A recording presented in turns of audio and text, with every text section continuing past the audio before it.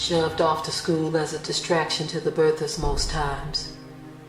It's with gladness and glee that the mom, or maybe the dad, kicks them out the door. Good riddance to you till you decide to come back home, because you know I ain't got no curfew for you. Just as long as you keep the law away from my door.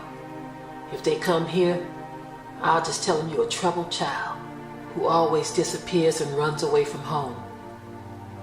I need my time to myself, some may say, while others want to hit the streets to maximize their day. And don't let them have a day off. It's usually accompanied by, shucks, I was hoping to do something else today, but now I have to deal with you. What a way to show love to the ones that snuggled in your womb for 9 months. Why do you treat the former inhabitants of your womb like discarded garbage? Don't you realize the fact that they know this and will grow with this? This isn't the way it was supposed to be. They will lose their dignity if you don't show some humility and love at some point in their young lives. It's too late when they are old enough and bold enough to get you told. Molding comes from the moment of conception. Too bad their conception was surrounded by lustful turmoil with no thoughts of love attached to the act of their very being. Off to school we go, and what we will learn, no one shall know. Why? Because we've already been counted out. So without a doubt, we will not learn what life is all about. Not from that place we call school anyway. What we learn is usually spun out by the gov to try to mastermind our demise. Parents don't usually check to see what, if anything, we know, because they only want us gone so they can find themselves on the internet or some reality fictional television show. Yeah, our opinion of you, Mom, maybe Dad, is just like the one that you have of us. Not much. You see, it's mutual. But should it be this way? I don't think so. I can imagine us like the folks on the prairie days, holding hands while praying over our hand-slaughtered meal, happily singing songs while Dad plays the old banjo in the background. Little ones dancing around with our feet to the ground while Mom gathers dishes with her handmade apron on. Throughout this day, I will pass people in the halls or on the streets, depending on whether or not I've dropped out of school. These people, as I pass them, they see me as nothing. Some may even fear me because of my nomenclature. Being black, colored, African American, or some other indigenous people could sometime get you into so much flack from those who apprehended this land from us anyway. Will the real savage thieves please stand up? In history class, you told us that the natives were savages, that the Africans were savages. But the truth has come out, and they were only defending themselves, as would a pack of rats would defend themselves from some sneaky cat who brought them a slice of cheese to lure them, but then, gotcha. Children not protected, but neglected and rejected. Their lives are not accepted nor reflected, but objected. Running all the time without a dime, doing crime. Singing like a chime, trying to rhyme to speak their mind. Trying to find a place and a space to show their face. Hated for their race, they catch a case with a bitter taste. No one there to love but to shove with a glove. Not looking above for the peaceful dove and the Father's love. Shoved aside, to them we lied, and many have died. No one has tried to bring them inside, so they've simply fallen by the wayside. Every day we hear of how our children are victims and suspects in this ever-changing world. Changing the black for the white, telling them that they ain't right because what they see in their sight is everything that is white. It is that lack of knowledge that causes them to fall by the wayside.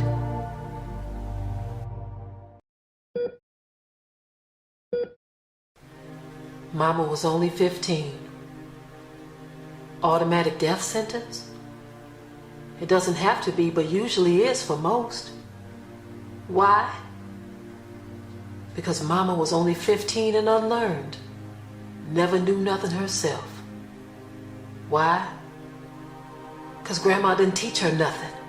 Because she was only 15. So we got 3 generations in 30 years. Why is this so wrong on so many levels for most? Didn't used to be. In times before, way back when, Mamahood started early like that.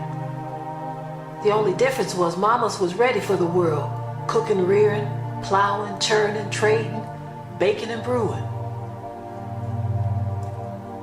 Today seems like the only thing Mamas are ready for is screwing, scamming, playing, tricking, tipping, sipping, hating, and baby making. Not knocking baby making, else I wouldn't be here. Just saying that what if Mama was married to Papa before conception? How much difference could that commitment have made in my life? When I look around and I see my peers, most of us are in the same boat. Half siblings and many uncles that are baby brother's daddy but not mine. The way I see it, not having hitched parents brings more pain. I hear folks all the time talking like marriage is dead in the water. And not necessary for rearing children, but I beg to differ.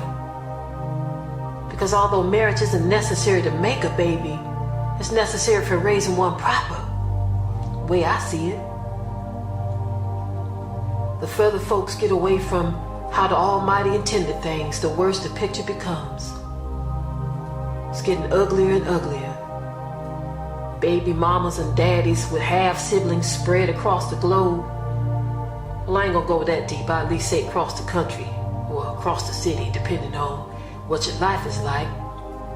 But how much deeper in this mess are we going to get before we realize that the bottom is about to fall out? Now, I know y'all might not like this much because I'm young, but I'm gonna tell you how to use the booty right. You see, everywhere I look around, I see females using their booties wrong. From the time they knew what it was, they've sought to accentuate it and flaunt it around. Mama didn't tell them that this kind of behavior draws the wrong attention. It makes for bad company, or maybe a one-night stand. You see, the man that sees this accentuated piece of flesh can't see beyond his pool to even care if there's a brain upstairs in that towering lump of clay. Is this the type of attention you want? If so, why? Why is this sufficient to you? I know why. Because Mama was up to her little tricks again. Shove them to the side and let them raise themselves. I got better things to do, like find me a man. Even Mama Bear treats her babies better than that. One thing the absent-minded mom taught was how to accentuate the booty. She learned it from watching you. And please don't feed me that jive about strutting your stuff and being proud of what you have. This ain't never worked for women for almost a half a century. Matter of fact, it's blown up in their faces. Now brothers just hit it and quit it because they don't want to stick with it. And hey, you let them. Why? Because you somehow thought that that booty would make them stay. You forgot one thing though, Mama. Brenda also got a big old butt. Now I know I'm young and all, But now let me show you how to teach your youngsters how to use the booty right. You see, it's as simple as this. Go sit it down somewhere, pick up a book, and read some sense into your head. After you do that, teach your youngsters how to do the same. If the buck is passed along to the next generation, just think of how far we can go with a new thought pattern. If we don't teach our young girls how to use the booty right, I don't see nothing good coming out of the forest. Daddy was a no-show.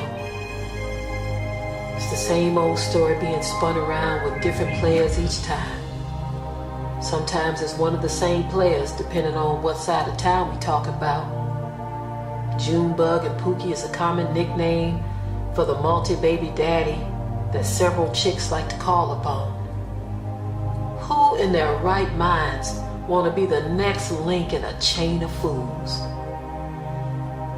I know you hear the cliches and old sayings telling you about the naive nincompoop who believed a guy when he said she was the only one, but she don't hear from him in 7 whole days. When I was 5 years old, I knew better than that. Why is it that people seem to get dumber and dumber as they get older? Did you somehow lose half your brain when you were rolling around in the sack with Mr. Man number 4? How many more do you have to try before you realize that passing it around ain't no good? Is it possible that you could put it in storage for a season after it's been morally laundered and prepared as a bride for her own man? Did you know that it's just a trick to keep your mind gutterized and feeble? You see, us young people are tired of hearing the sad stories of why daddy was a no-show because mama was a real hoe. Hoes are meant to dig around in the garden, growing greens and onions and leeks and tomatoes. You, my dear, are meant to be my moms, attached to my dad by something more than just his genitals. And seeing that my siblings have different dads shows me that you ran up on several Mr. Rights who turned out to be all wrong. How long will you fall for the same old lines, Mom? Most likely the cycle will be repeated by the next generation because nobody sees it as sin to do it again and again with no real commitment. I call us the never-ending cycle of born mentally blind. Don't hate for what's on my mind because I have a right to question the thoughts and the woes of my heart. Many of us are born this way, but now it's no longer a shame, just an endless blame game to gain fame. Songs about baby mamas and baby daddies like we got something to gain or brag about. Will somebody please show me the way out? We are the children by the wayside.